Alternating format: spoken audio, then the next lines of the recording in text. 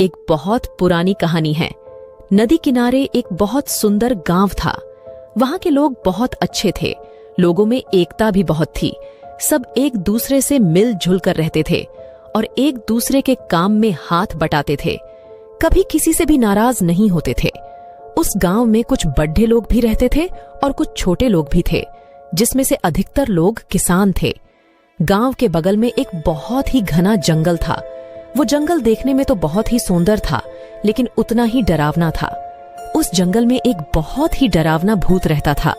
वह भूत इतना शैतान था कि रात में हर 1 से 2 दिन बाद किसी न किसी को मार कर ही दम लेता था।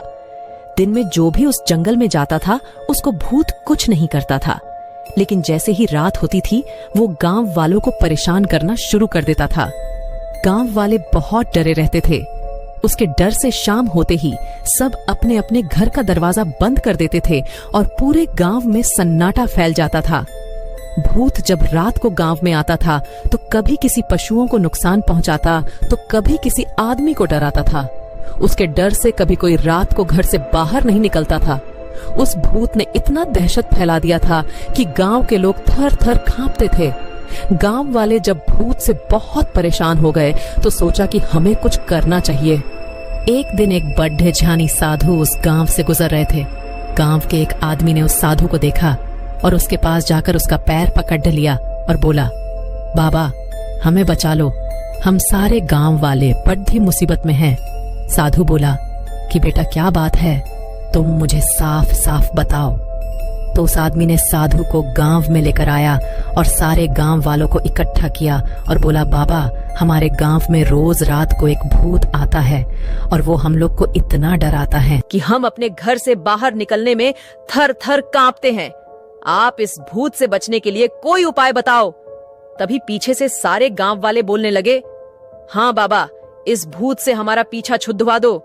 साधु ने गांव वालों की बात ध्यान से सुना और बोला कि भूत जहां रहता है वो जगह दिखाओ मुझे।